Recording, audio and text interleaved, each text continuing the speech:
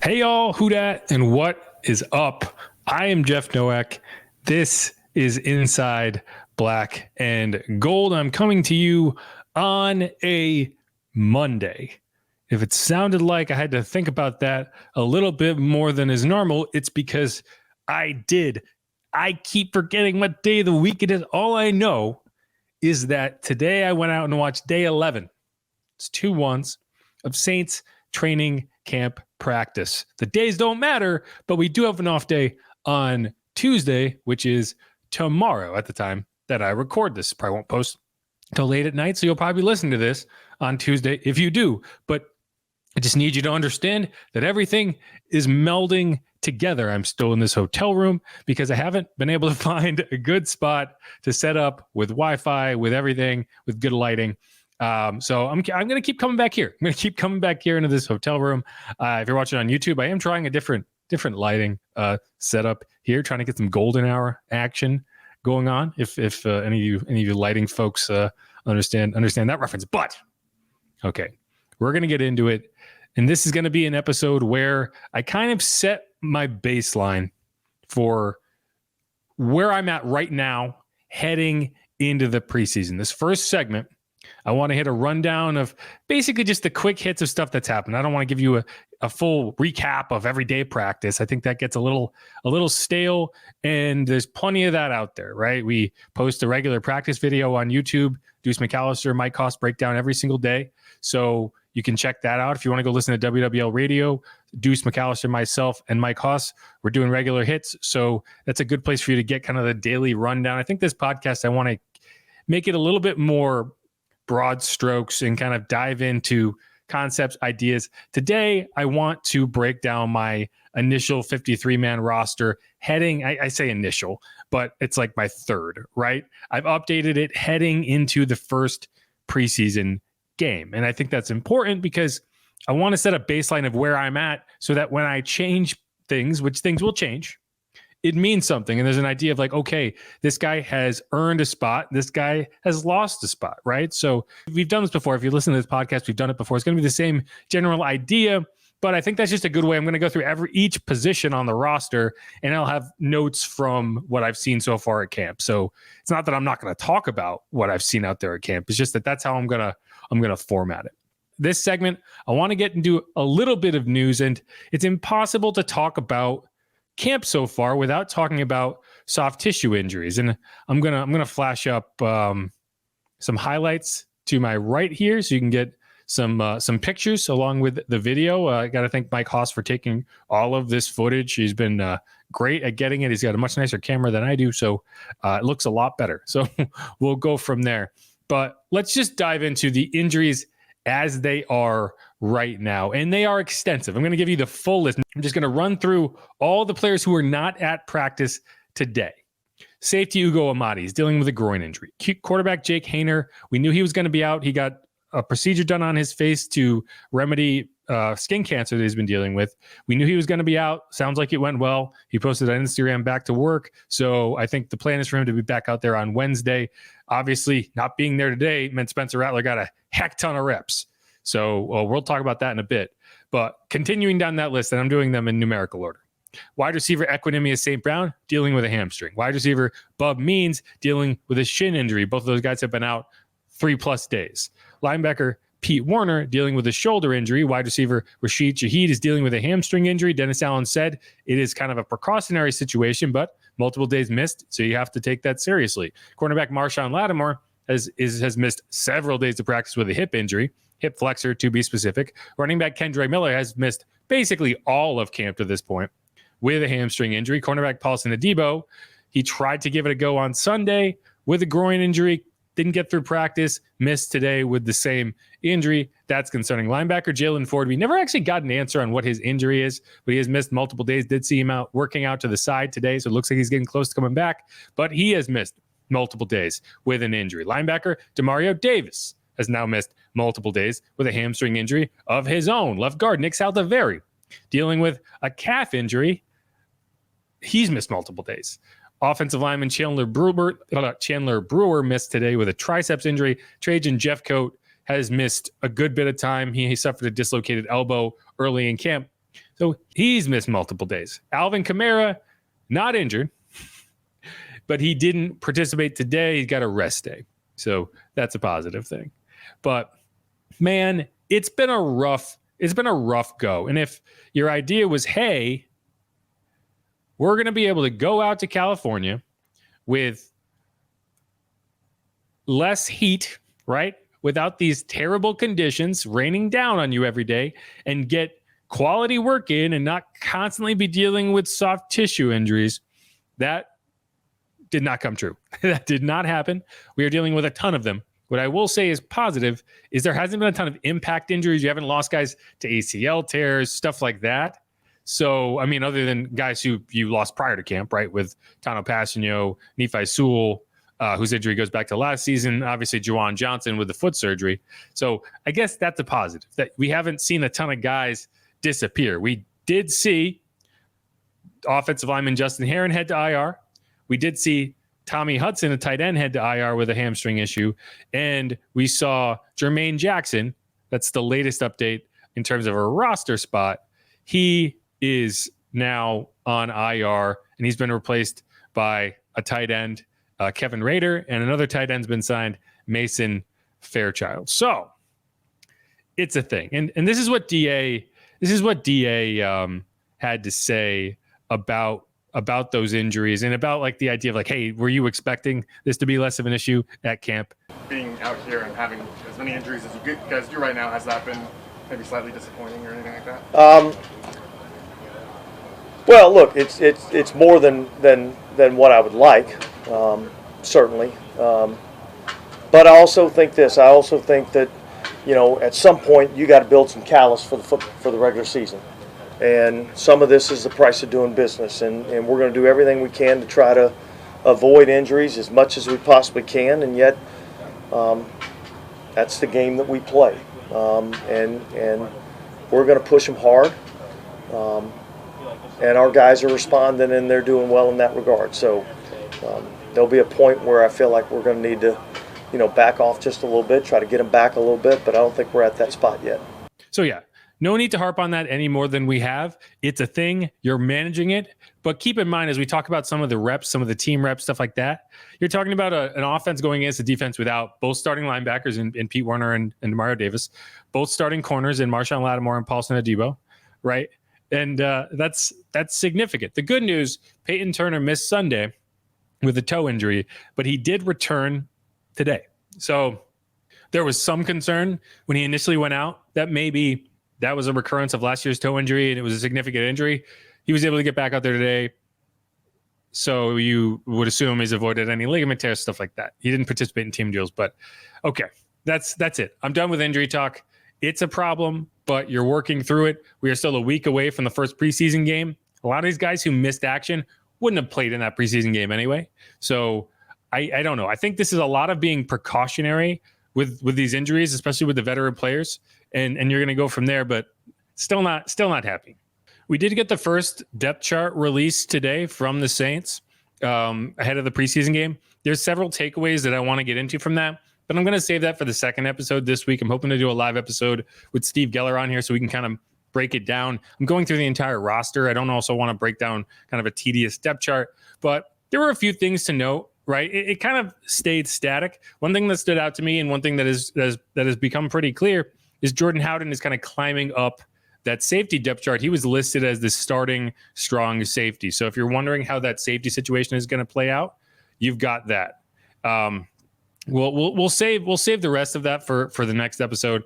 But one thing I did want to get into, and it's kind of funny because it's just a good way of kind of illustrating how much trolling is done of the Saints and how quick people are to latch on a negativity around this team. And it comes from a clip of Chris Olave talking on NFL Network. And he was asked, okay, has there been a specific play where it happened and you were like, all right, we're going to be good. We're going to be good in this offense. And the way it was framed initially made it look real bad. So I'm going to play it the way it was framed initially. And then I'm going to play the full clip. And you're going to understand why when you see stuff on social media and you don't see the full context of something, assume that it's presented that way for a reason. So here you go. Just just an aside, just because this is something that went viral this week. And even the Saints addressed it, so I want to address it. This is Chris Olave on that clip. You kind of stop and been like, oh, we're going to be good this year? I mean, it's okay if it was your own. yeah, not really. That's where the clip stopped. That's where the people who shared this clip decided context done. This is all we need. This is the story. This is that story. Okay, let's listen to the full clip. And now you can understand not everything you see on social media is exactly the way it appears. You kind of stop and been like, oh, we're going to be good this year? I mean, it's okay if it was your own. yeah, not really. I kind of felt that during OTAs, during spring training, with the new offensive install. I know we got the players, we got the weapons. To be able to bring that scheme in here is going to be great. So I felt that during spring camp. Yeah. So the clip that was presented as if Chris was asked, hey, is there a play that you saw where you thought you were going to be good? And the answer was not really. The answer in full context is not really, because I felt like that was true earlier this offseason before we even got here. I didn't need to see something in this camp because I saw it at OTAs, right? Do you understand why those are two different answers? And that's why I get a little tired out, right? I got into it with somebody on social media today because I keep seeing these hardline takes about stuff that like I know people haven't seen. Like I get people referring me to 11 on 11 reps that we're not allowed to record. And I know people haven't seen, but people somehow seem to know exactly what's happened in them. And like, yeah, you read them. But guys, take a step back and understand that like this is a process. And the vibes, I can't say this enough. Like the vibes on the outside do not match the vibes at camp. They just don't. They just don't. And I do get a little tired of seeing stuff like that because it's just so tedious and intentional to try to present this picture of a team that just hates it here. They just hate it. Everyone hates it. Everyone hates everything all the time, except unless you talk to them. And they seem to feel pretty good about where they are. So let's just to get around that. Anyway. But I do want to talk about the offense a bit more than just complaining about social media clips. And one of the things that we've seen over the last couple of days is the Saints have finally got started into their 2-minute offense, right? And what that means is you put a time on the clock, the actual like clock that they have, you put a score up there, timeouts, situation, and you play it out as if it's a game scenario, right? And what I've been impressed with is the composure of the offense early in the process against a defense that's been established, albeit without several key players. But how the first team offense in particular has shown on Sunday, we saw it was a 2-minute drill, end of first half scenario. Saints started at the 30. Derek Carr goes 6 of 6, big connection to Mason Tipton down to the 2-yard line. Jamal Williams runs it in. The only thing I would say is they did it a little too fast. They scored with 54 seconds remaining. And so like, that's a situation where, hey, we probably wanted to run that down a little more, and in that first scenario, the Saints actually had a holding penalty. So the offense overcame that and scored a touchdown anyway. That's a very positive result. It's just an offense that seems to be moving efficiently in those quick situations, right? Fast forward to today, same kind of situation, except it's an end of game scenario. There's a minute, 15 seconds left. Saints down 30-28 with a timeout. So you're trying to drive in a field goal range for a game winner. Again, wasn't perfect. There was one scenario, there was one third down that Brian Brzee came through. And I say not perfect. I mean, not perfect for the offense. The defense is obviously thrilled when it can create scenarios that are not beneficial for the offense. Brian Brzee was able to break through on a third down. It was 3rd and 5, forced a throwaway. So you're looking at a 4th and 5 scenario.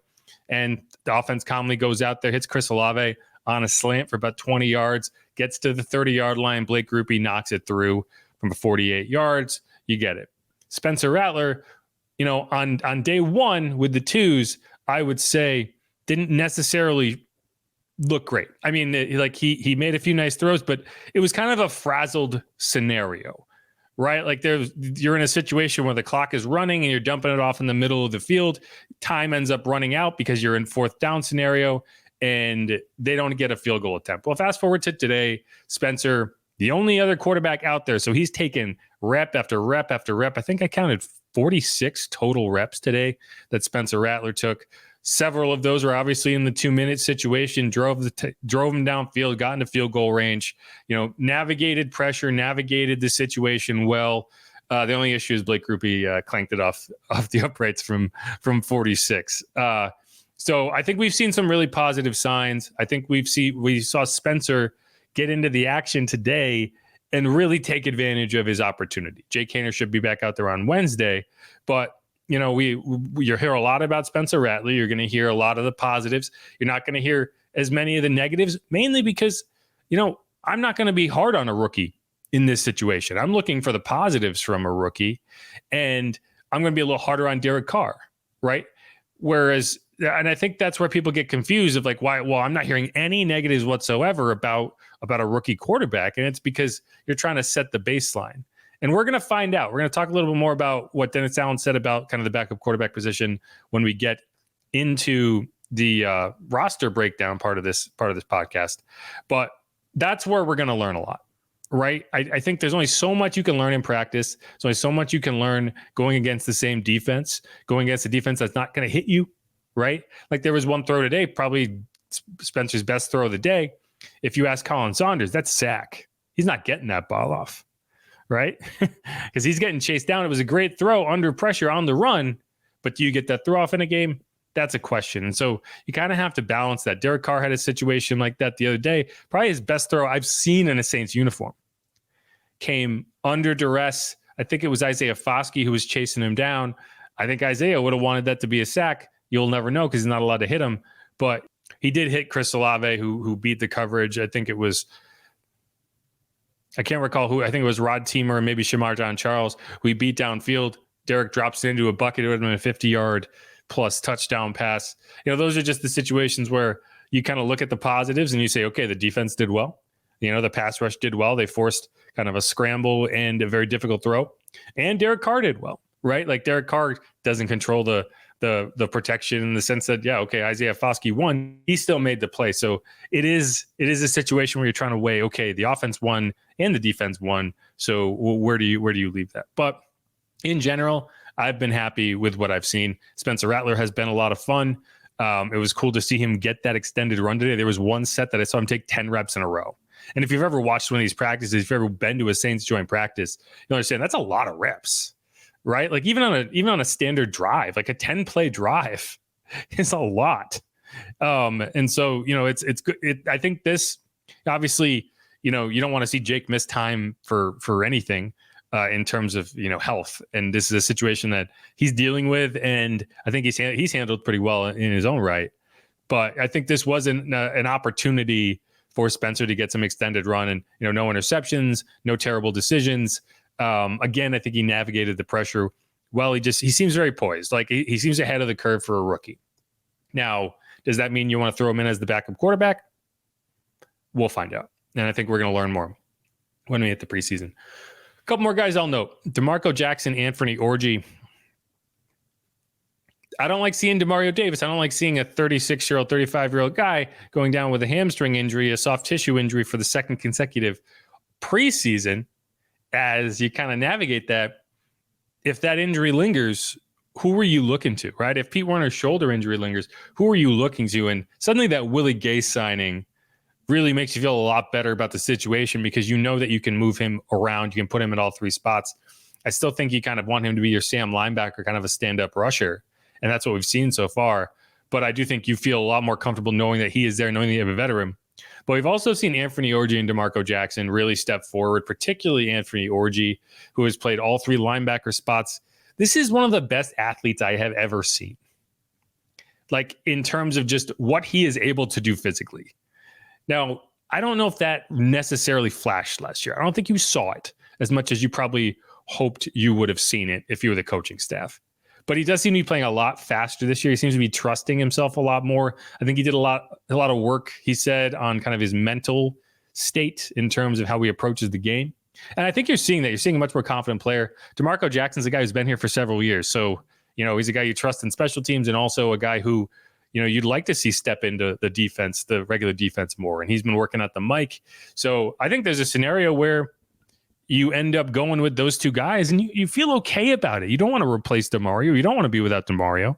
But again, you look at the silver lining of the situation, DeMario doesn't need these reps. The defense didn't change. DeMario was DeMario. He could probably go without practice all offseason and still show up and be DeMario.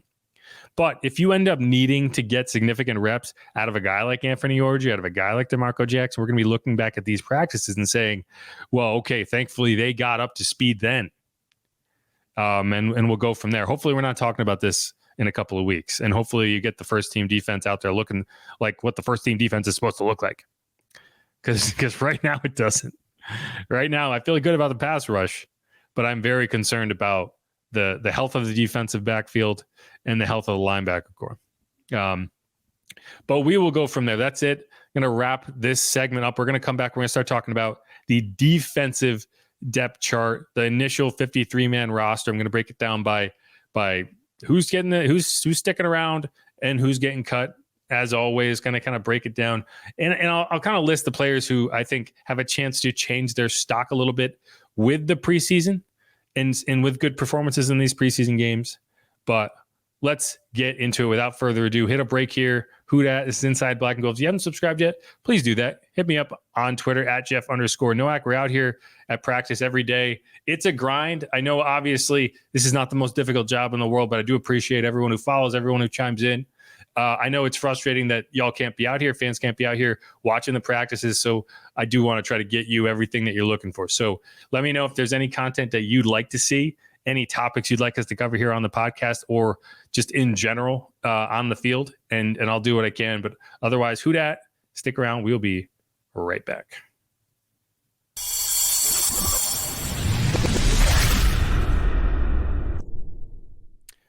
And we're back on Inside Black and Gold. Jeff Nowak. You can hit me up at Jeff_Nowak on Twitter. You can check out everything I post from the field there as well, or on WWL.com or on Sports Talk, WWL AM 870 FM 1053, and the Audacy app. We've been posting regular breakdowns from Deuce McAllister and Mike Haas on YouTube, so make sure to check those out. And we will be getting Bobby Hebert out here next week for the joint practices, so keep tuned for that. But in this segment, I want to break down my kind of baseline 53-man roster projection heading into the preseason slate. Now, you've probably seen, hey, if you've been following this podcast, you know that I put out some roster projections previously. So I did one prior to OTAs. I did one after minicamp, and I think this is a good time after 11 days of practice. Get a good picture of what everything is looking like. Some guys who kind of flashed, some guys who kind of burst onto the scene, some guys who fell flat a little bit, and other guys who got hurt and are no longer even on the roster. I don't know, like a guy like Jermaine Jackson, I think was a very popular name, and people were a little excited about what he might possibly be able to do. He's not here anymore. So we can go from there. But let's start with the defense. And there's going to be, with the new kickoff rules, and some of the changes there, I do think that the numbers at these positions are going to change relative to what we might have seen in the past. In the past, I've always kind of erred toward 10 offensive linemen, 10 defensive linemen. This year, there's just a couple of positions that I think you're going to have to load up a little more on with the new offense in terms of I think you're going to keep an extra running back. I think you need to keep a fullback. So the numbers there are pretty extensive, right? Like tight ends are going to be important, and linebackers are going to be important. Safeties are going to be important because you need guys who can cover downfield, or you need those offensive players to be productive on special teams. So we're going to kind of balance that out. But first, we're going to start with defensive end. And this year, I'm keeping 5. And this is a little weird because I wouldn't be surprised if a guy like Trajan Jeffcoat, who's dealing with an injury that is probably going to keep him out into the regular season, sticks on the roster so that you can revert him to IR in season so that he is not done for the entire season from an injury that you expect to get him back from. So that's kind of one of those weird, okay, you might keep 6 with the intention of keeping 5, and you're going to cut someone who you bring back, right? Like if you feel like, hey, I'm not worried about my fullback getting claimed on waivers, and you want to keep Trajan so that you could stash him on IR, you would keep him through the cut down, throw him to IR, free up that roster spot, and then bring back the fullback, right? So that's kind of where the balance is. And you can never, it's really difficult to guess that right. So I'm just going to go with, okay, what do I think the ultimate result will be? And when you only keep 5, the answer is pretty simple, right? Like there's no major question of who that 5 is going to be because Tano Passanio is on PUP. And again, Trajan is hurt. So you're talking about Cam Jordan, Carl Granderson, Chase Young, Peyton Turner, Isaiah Foskey. Now, one interesting thing that came out of the depth chart that was released is Carl Granderson and Chase Young are listed as or on the depth chart. And I think part of that is just like, hey, one is a rundowns guy, one is a pass downs guy. But I thought it was interesting that they did that with Carl and not Cam. Maybe it's a veteran thing. Sometimes it's more of an appearances thing. Like you just want to have to earn it. But that's going to be something. Either way, that 5-man group is strong, and I feel good about it. I've been on here talking about bold predictions, talking about a top 5 pass rush. I still feel good about it, particularly when they can pin their ears back and get to the quarterback, right? And on pass downs. Now the trick is to get to pass downs, and the defensive tackle is the next group we'll talk about. And this is the one where I was a little shaky on. Do you keep 4 or do you keep 3? And can you get away with keeping 3? Now, I feel like because you have Brian Brzee, you already have that kind of pass rushing defensive tackle. You have Colin Saunders, you have that run stuffing defensive tackle. And you have Nathan Shepard, who can do a little bit of both. So the question becomes, how much do you go to the NASCAR package? How much of the time in pass down situations are you throwing a defensive end inside, whether it's Cam Jordan, whether it's Peyton Turner? We've seen them both do it, whether it's even a Chase Young. How often do you do that? And does that kind of negate the need for that 4th defensive tackle? That said, I think Christian Boyd has been very impressive, and I'd like to keep him around. He's kind of I'd classify him as a nose, so he's kind of the backup to a Colin Saunders. So if you do end up having to replace Colin at any point, he would be that guy.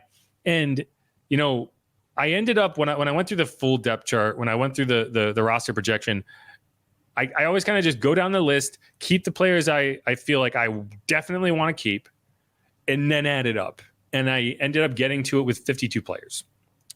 Now, that's 52 players with cutting multiple draft picks. And that's going to be something that Saints have to reckon with, is how many of your draft picks can you actually keep? And that's why it's like teams go into the draft with 10 picks, and you can say, oh, why are the Saints trading up and not you making all these picks?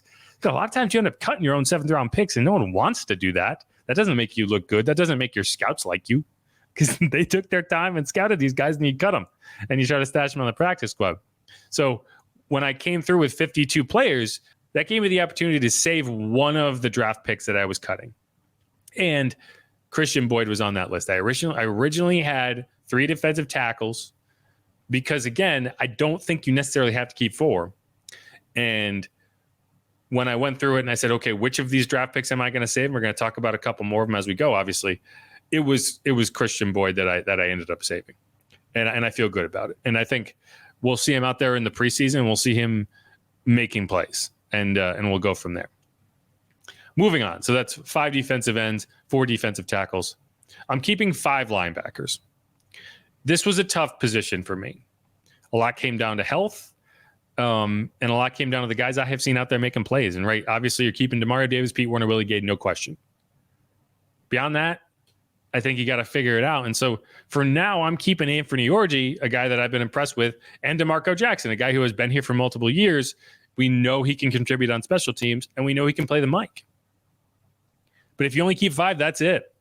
And that means you're cutting Jalen Ford, Khaleke Hudson, Monty Rice, and Isaiah Stallbird. Now, the only one I really feel like, I don't want to cut that guy, is Jalen Ford. And I say that, I mean, like, I don't say that like I want to cut these other guys. I just say that when I put them on the cut line, I feel like it's the sensible thing to do. It's the obvious decision, right? Like, you can't keep everybody. And I feel like I can stash Khaleke Hudson on the practice squad, and he could be a special teams guy if I need him down the road. I feel like these other 2 guys, I feel like I can do the same thing. My 5th round pick in Jalen Ford, who I picked because I like, I don't want to have to cut that guy. I don't think he gets claimed on waivers. I think you can stash him on the practice squad, but it's just a bad look if you're cutting so many of your draft picks. Either way, I do think this defensive depth chart is pretty loaded, and I think you're going to have to make some decisions on the offensive side. So you end up cutting a rookie draft pick. That's one of those things where, hey, maybe if Spencer Rattler beats out Jake Haener and you feel good about that, You can save a roster spot there, only keep 2 quarterbacks, and you can save one of these linebackers. We'll find out. But for now, prior to the preseason, I'm keeping it this way. Cornerback. This one we don't need to talk about much. There's 4 players, and you're keeping them all. Now, I would love to see Marshawn Lattimore and Paulson Adebo be on the field healthy. That's something I would love to see. For now, we're just going to have to go on faith that will happen eventually. And we'll go from there. So the guys you're keeping, I'm keeping 4 cornerbacks. I think that's a good number. One of them is a slot corner. The other 3 are your 2 outside corners and your backup kind of at both positions. And so that's Marshawn Lattimore, Paulson Adebo, Alontae Taylor, Kool-Aid McKinstry. Strong group. One of the strongest groups you've seen for the Saints team in a long time, right? Like it's very similar to last year's group. And you've just swapped out Ike Adam, a guy who, played very well, but I think, has a lower ceiling than a Kool-Aid McKinstry, right? So you feel good about that. And you move on. The cuts, Shamar John Charles, Mac McCain, Rico Payton, Rez John Wright. If we want to go back, I think I did not mention the cuts at defensive end or defensive tackle. So I do want to mention that. So Trajan Jeffcoat and Nico Lawless are the cuts at defensive end. And then defensive tackle, the cuts are Kyler Baugh, Jack Heffel, and Kendall Vickers. As you mentioned, going back to corner, here, Shamar John Charles, Mac McCain, Rico Payton, Rez John Wright. Shamar John Charles is probably the closest in terms of actually making the roster. I think he's going to stick around the practice squad. I just don't know how you keep a 5th cornerback in that situation because you're already kind of scraping the limit in terms of roster and how you're cutting draft picks, how you keeping an extra UDFA cornerback. Now we're going to go down to safety. There's one difficult cut here for me, and I'm keeping 5. You could argue that you keep 6. I'm keeping 5, and that's the obvious ones: Tyrann Mathieu, Jordan Howden, Jonathan Abram, JT Gray as your special teams ace. Obviously, no question, he gets kept around. And then Will Harris, to me, has displaced Ugo Amadi as kind of that do it all, play multiple positions kind of safety, right? Ugo, if you look at the initial depth chart, Ugo is a guy who does not appear on any safety line. He appears as your 3rd string right outside cornerback, which he's not a cornerback by trade. He's a safety by trade. So I think that's kind of telling of where he is on this depth chart. So I'm cutting Ugo, even though he's familiar. I wouldn't be surprised. Again, another guy who could stick around the practice squad. Millard Bradford, UDFA out of TCU. Lawrence Johnson, UDFA out of SEMO. And Rod Teamer, who's more of a veteran, but former Tulane standout. All those guys are cuts to me.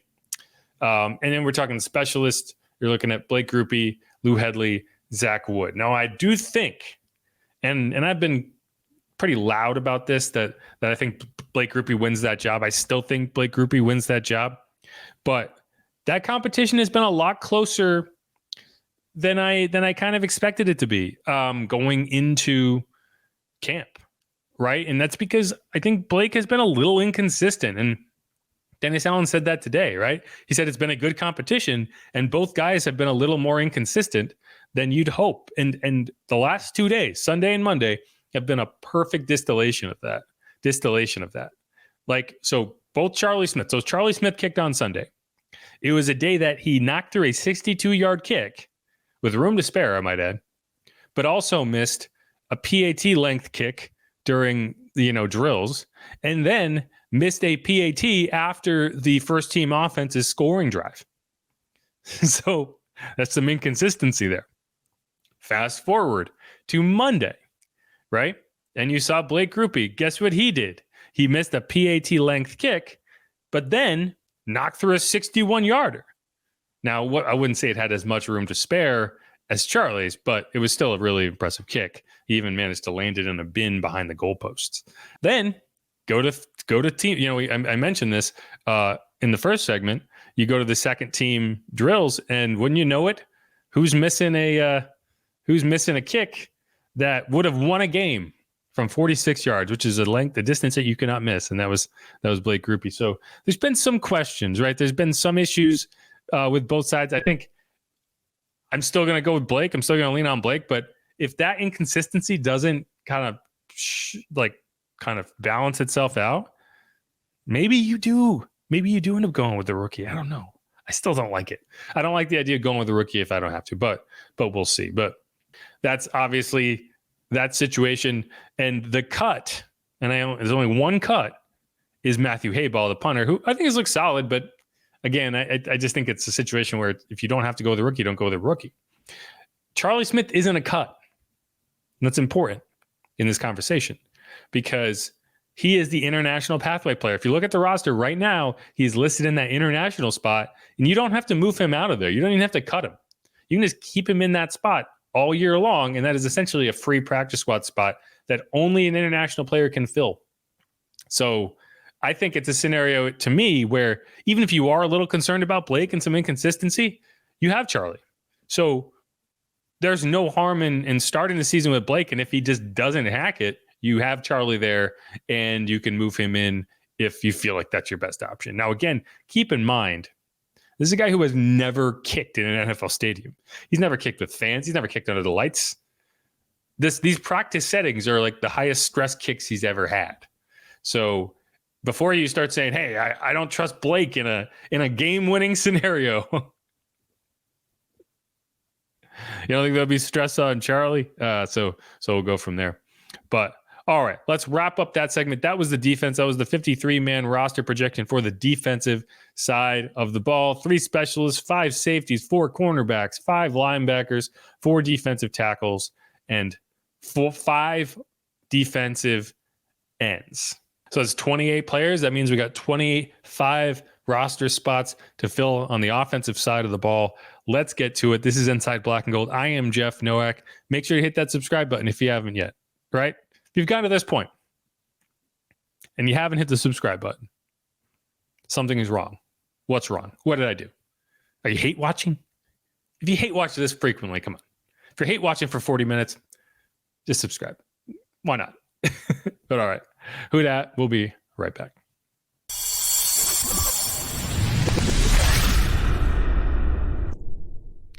And we're back on Inside Black and Gold. Man, the golden hour, we are officially in the golden hour. Look at this lighting. Look how pretty I look in this light. Isn't that exciting for you? It's, I don't know. Well, let's end that. Let's end that thought right there. But this is Inside Black and Gold. Again, I am Jeff Nowak, coming at you from Irvine, California, hanging out the Element Hotel. Anyone wants to come stop in at a really kind of wonky hotel, we can go ahead and do that. We actually had a fire alarm the other day, and the reason for the fire alarm was they were sanding the walls to paint, and they were sanding them so much that a cloud of dust went up and set off the fire alarm. Fire trucks came because this guy doesn't know how to use a belt sander in a hallway. Anyway, it's a whole thing.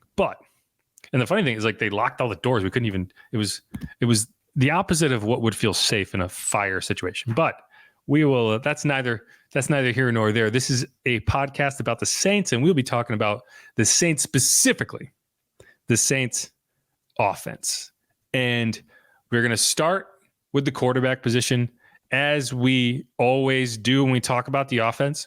Now, we have 3 quarterbacks. I'm keeping them all. I'm not cutting any.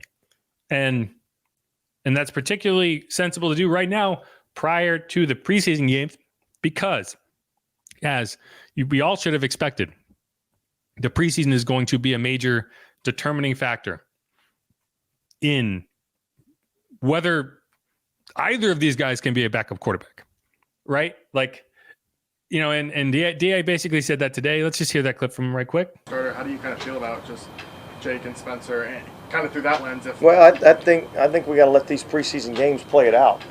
You know, I think we're trying to determine if we have a backup quarterback on our roster right now. I've seen some signs that I like, and yet I want to get them into real life situations under the lights and see how both of these guys operate in that environment. So I'm encouraged by what I've seen out of both Spencer and Jake,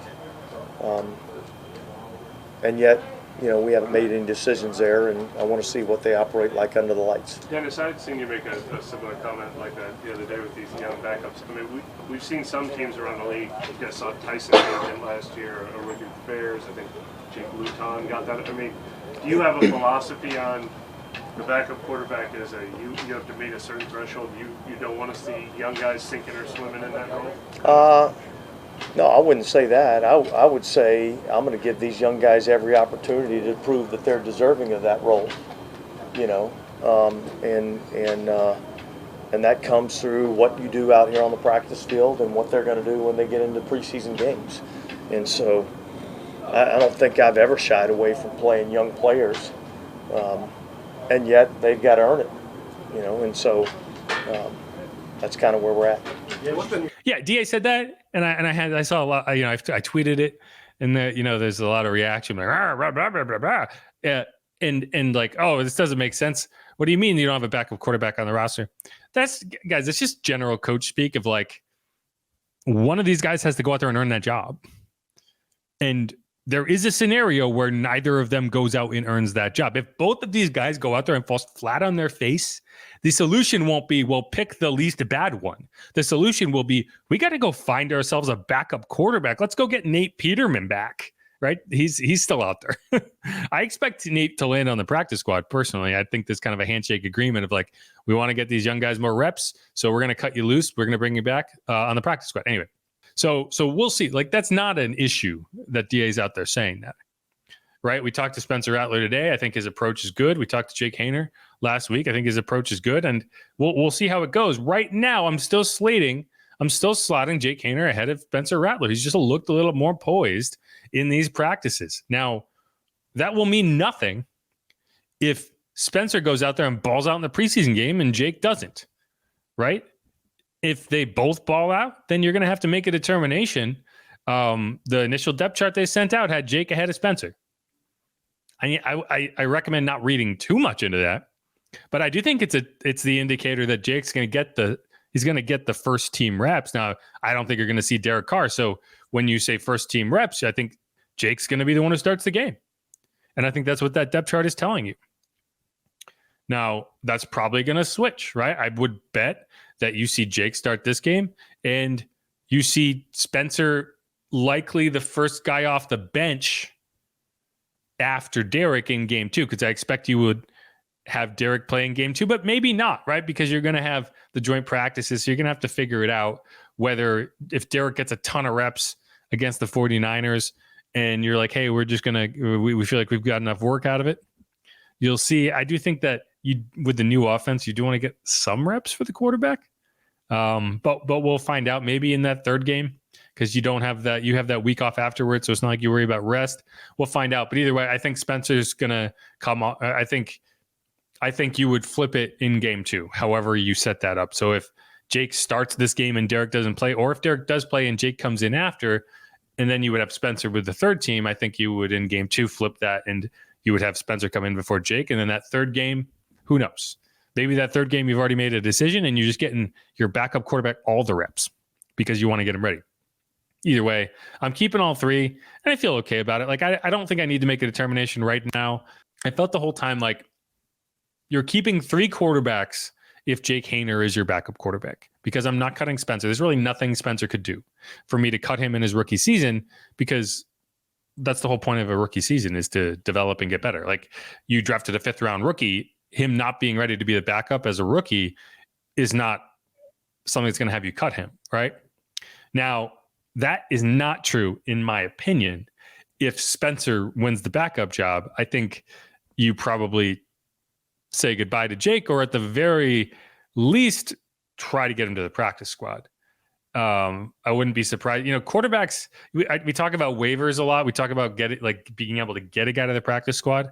Quarterbacks are a little tougher to sneak on there. We saw that with Ian Book, right? Like, I don't think anyone thought Ian Book was going to get claimed, but then the Eagles showed up and now he's on the Eagles. I don't even know where he is now, but he got claimed by the Eagles, because I think teams are willing to take that shot if they have a roster spot, and hey, why not? But for now, I'm going to keep it there. So that's 3, which, as mentioned before, keeping that third quarterback makes it a little bit more complicated, because you lose a roster spot that you might want to use on somebody else. And we're going to talk about a couple draft picks that I'm cutting, and we'll go from there. So running back, fullback. Now, I know this will at least make one person happy, who always comments on these videos and complains that I don't keep enough running backs, saying Clint Kubiak's game, you didn't keep enough running backs. I think that comment is correct, actually. And in the past, I probably erred on the side of too few running backs, because I'm kind of locked into the mode of the previous version of this offense where you really only needed 2. In this offense, I think you probably need 3. And because that third one for me is Jordan Mims, based on everything we've seen, I end up keeping 4 because I'm not ready to cut Kendra Miller. I'm just not. You could. There's nothing stopping you from cutting Kendra Miller, but there's just so much talent in that child, in that kid, that cutting him at this point would feel like, man, what a waste. And so I'm going to give him an opportunity for the wake-up call to land. And hopefully that can be a situation where he figures it out and you get him out there and you can let him develop and climb back up that ladder. But I also could see a scenario where you're like, all right, it's not working out. Cut bait and move on. Either way, and I said this in the bold predictions episode, Jordan Mims to me is the third string running back right now. They did not put him there in the initial depth chart. They put Kendra Miller there. And we'll see if that's indicative of anything. Maybe they're trying to show confidence in the kid. Hopefully he can get back and earn something. But for now, it's just very frustrating, and I don't know what you do with it. Either way, that's 4 running backs. I'm also keeping Adam Prentice as a fullback, and I'm listing Taysom Hill as a fullback. Now, call him what you want. He's on the depth chart as a quarterback. You can throw him in with the tight ends, too, if you want. I'm listing him as a fullback because I think that's the closest description of what he's going to be doing. And so if that's where you list him on my roster projection, I'm keeping 6 running back / fullback, which is a way bigger number than I've ever projected. I don't think I've ever projected him to keep more than 4 in terms of running back, fullback. You could tell me, hey, you should have kept Xander Horvath, and sure, maybe you're right. Adam Prentice is the starter on the depth chart, the initial depth chart. So I think that's just, hey, flip a coin and this is where it lands. I think Xander has a little better of a receiving skill set. But right now it's so tough to really differentiate. And I'm not going to sit here and tell you that I have any insight or inside knowledge of what a fullback needs to do to win that roster spot. I just do not. I'm not going to lie to you. They both look fine. Neither one has done anything to lose that spot. But the cuts, Jacob Kabodi, who I think has looked solid, James Robinson, and that's it. I don't know why I didn't say but James Robinson is the last cut. Another guy who has been solid. I could see either of them landing on the practice squad. I could see all 3 of these guys landing on the practice squad. My only issue with James is a little slow. I just don't know if the speed's there. All right, moving on. Next position, wide receiver. This is another position where I'm keeping 5 players. And this is a position where I'm probably going to have a lot of people disagree with me, in part because I'm not putting the camp darling on this depth chart, and I'm cutting a draft pick. So, yeah. I'm only keeping 5 wide receivers. And then this is where the numbers get really difficult, man.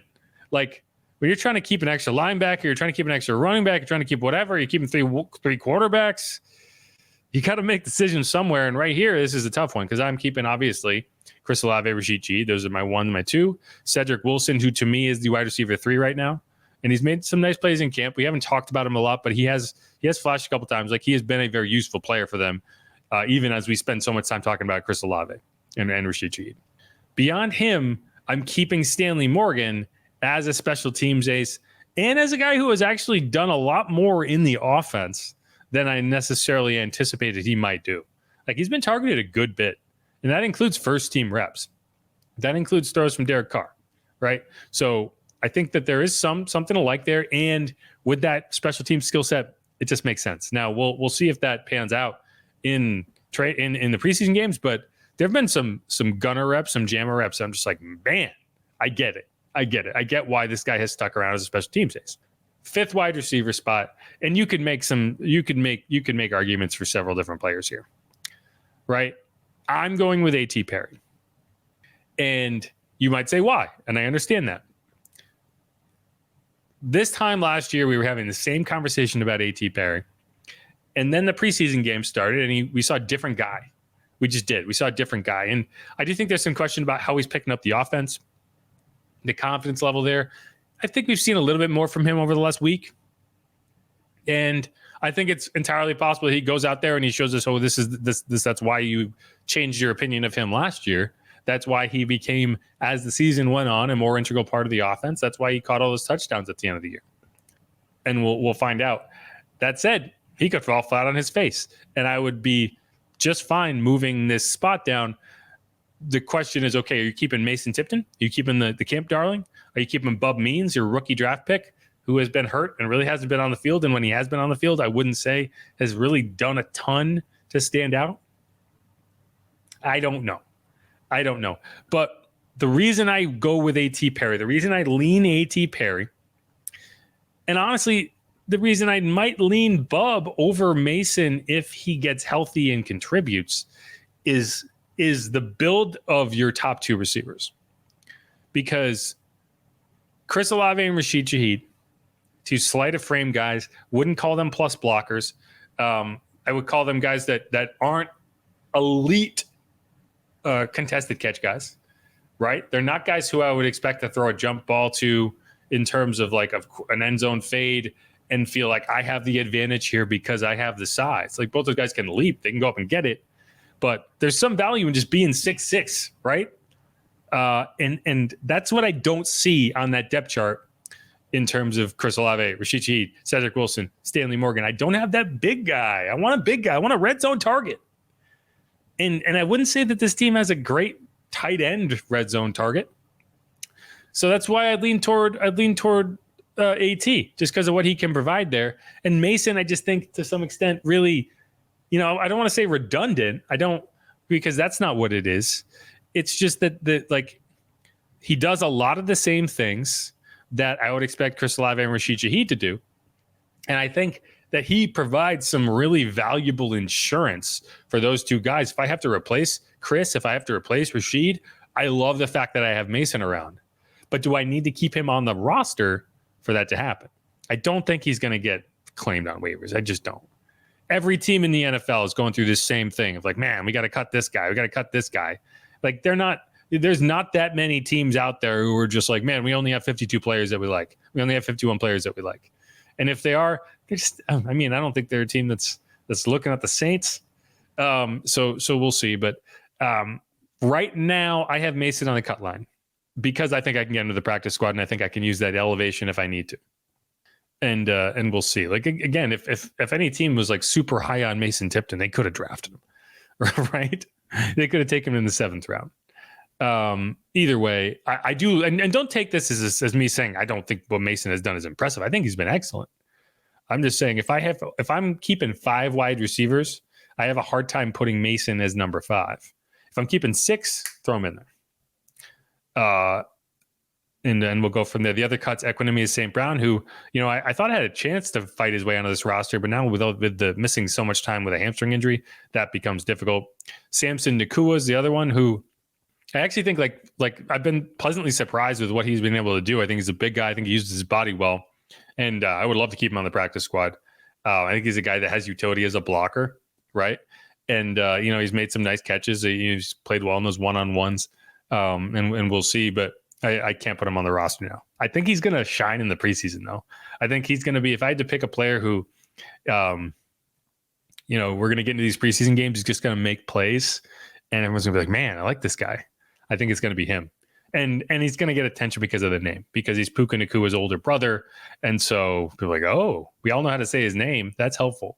If this was last year in the preseason, we would have been calling him Nakwa or something like that. Like we wouldn't all have known how to pronounce Nakua before he even got here. So we can thank Puka for that. And the other one's Marquez Callaway. I love me some Marquez Callaway. He's one of my favorite personalities the Saints have had around the locker room for the last several years because he's here every year, even if he doesn't start the year here. He just looks slow. I don't think he was always that slow. And maybe he's just knocking some rust off a little bit.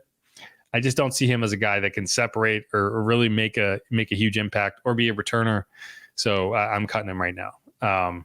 But again, these are all guys who you could make an argument on a practice squad. 2 positions left. Tight end. This one's not particularly complicated other than the fact that I'm projecting Jawan Johnson to come off the PUP list. So right now you look at the depth chart and Foster Moreau is the first team tight end. That's because Jawan Johnson's not there. I'm not going to look at that and take that as the easy way out. I'm going to put Juwan Johnson as my first team tight end. Then I'm going to put Foster Moreau there. And I'm going to go Dallin Holker because I just think the upside there is more than I'm willing to just try to stash on the practice squad.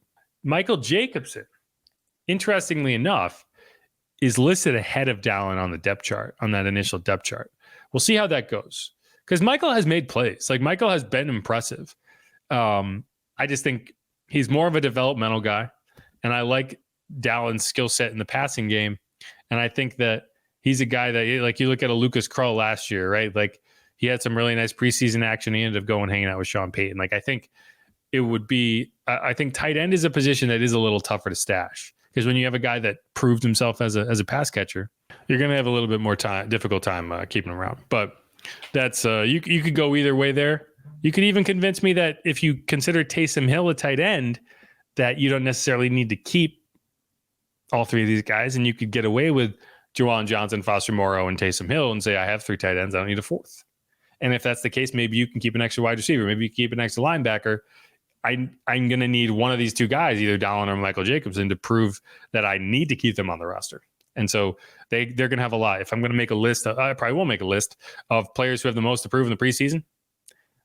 Both those guys will be on it because I do think that you could get away with not keeping an extra tight end, but they have a chance to prove that you need to keep an extra tight end. All right. Last position.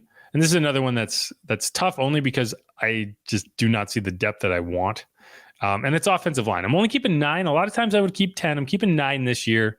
And that's just because, like, I don't see a 10th that's even necessarily worth keeping. And I say that kind of in jest, but also, like, if I'm making all these tough decisions up and down the roster, I'm not just keeping an extra offensive lineman just to keep an extra offensive lineman. So the guys I'm keeping, my left tackle, my starting left tackle, Tallahassee Fuaga, my starting left guard, Lucas Patrick, who I think is your starting left guard, even if Nick Saldiveri's healthy, my center, Eric McCoy, my right guard, Cesar Ruiz, my right tackle, Trevor Penning. Beyond that, I'm keeping Landon Young, who has shown to be kind of a do-it-all backup, the new James Hurst. He's played left tackle, he's played right tackle, he's played left guard. He's a guy that you feel like you could start in a pinch at multiple positions and feel okay about it. So that's an important guy to have, and I don't think there's any question that he makes the roster. Nick Saldiveri, it's not really about the talent level. It's A, about availability for him, and B, if I can go with a veteran at left guard that I trust, I'm going to go with a veteran left guard that I trust when I know I have two tackles that are really going to be a question mark. So, but I wouldn't be surprised if you start Lucas Patrick, and then at some point this season, you go to Nick Saldiveri and you feel good about it, right? Particularly if there's an injury. Next, after that, I take Oli Udoh, who I believe would be your backup right tackle. He's listed there on the depth chart. And then Shane Lemieux, who I'm keeping because he's a veteran and because he's played multiple positions. I think it's nice to have someone who can play those positions. But you could also make the argument that Kyle Hergel is a guy you keep instead. I don't know. You'll go from there. I don't think any of these guys are going to get picked on the practice squad. Lucas Patrick is your backup center as well. So you do need kind of that depth at guard if you have to mix and match.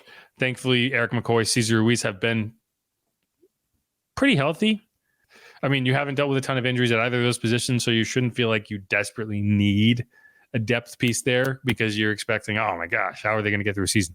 But I'm going to go with the veteran for now, and we'll see how that develops. My cuts, so Sincere Haynesworth, Kyle Hergel, Chandler Brewer, Jesse Davis, and my 7th round pick, Josiah Ezerum. And again, I'm cutting several draft picks, and I don't want to. But this is where it becomes difficult. Like, how do you make that decision, right? Like, do you want to value your current draft pick and say, I don't want to cut a guy like Bub Means, but would that mean that you cut last year's draft pick and A.T. Perry, right? Like, he was a draft pick too. Are you just cutting him because you know more about him and the other guy's kind of a mystery? Because that's not a good reason to cut a guy. And you could say the same thing about linebacker, right? Okay, I'm cutting Jalen Ford. Would you be better off cutting DeMarco Jackson, who was a draft pick from a couple of years ago? Like, he's also a guy that you don't want to cut. So that's where this becomes difficult. And that's why when you sign free agents, it makes things difficult on the draft picks. When you make a ton of draft picks, you made 7 draft picks, where do you fit them all? I think that's where we are. But all right, that is my roster projection, and it will almost certainly change. Like I mentioned, Kyle Hergel, he's a guy who has gotten first team reps at guard. That's a good sign for him. Again, you're talking about a practice squad. I have him on it. Right now, I have Mason Tipton, Ugo Amadi, Millard Bradford, Jalen Ford, Monty Rice, Jack Heflin. As I mentioned, Kyle Hergel, Josiah Ezram, Bub Means, Equanimous St. Brown, Samson Nakua, Jacob Caboti, Nathan Peterman, Xander Horvath, Michael Jacobson, Trajan Jeffcoat. Those are the guys I'd want on the practice squad if I can get them there. Can you? That's another question. But as you can see, it is now pretty dark in this room. I've gotten through all 53 members of my roster projection. I feel good about it until I don't, and I make changes. I'm going to try to update this. Probably not after the Cardinals game, because how many times am I going to do this? But I will update it after the 49ers game, because that'll be a good chance to say, like, hey, this is where we stand right now, and these are the positions where that final preseason game should decide, right? So that's probably the next roster projection that I'm going to get into. Next episode of the week, I do want to talk more about that depth chart. I want to talk about expectations for the preseason game based on what we have seen. We'll have a couple more days of practice before that. Again, Saints are off on Tuesday. They're going to be practicing Wednesday, Thursday, travel on Friday to Arizona. We're going to play Arizona on Saturday. Then we're going to be back to practice on Sunday before an off day on Monday. And then we're going to get into the joint practices, and that's going to be the real fun part of camp. So I'm excited to see those. I'm excited to hang out with Bobby when he gets out here. And until then, just going to be me, Deuce, and Haas schlepping over to the UC Irvine in a minivan and watching more football practice. So thanks, everyone, for hanging out. Again, Jeff Nowak. You can follow me on Twitter at Jeff_Nowak. You can check out the latest news notes and analysis over at WWL.com, and make sure to listen to WWL every day, 4 to 8 p.m. Central for sports talk. That's AM 870 FM 105.3, and that handy dandy Audacy app that if you haven't downloaded by now, you probably never will, but I'm still going to recommend it to you because it's a solid app. It's a solid app. I like it. I don't think a lot of people realize how useful it is to be able to, as someone who likes to follow the Red Sox games, but what do I do? How do I watch them without stealing? I can just stream EI on the Audacy app. I don't know why this became a commercial for the Audacy app. I just think it's really convenient. It's kind of cool. Like sometimes we'll be hosting a show and I'm like, oh, where are you from? And like, oh, I'm listening in Idaho. I'm like, really? well, why? Because they can. Sometimes they're truck drivers. You need something to do. Anyway, who dat? Go Saints. Be easy, y'all. Thanks for listening. Peace.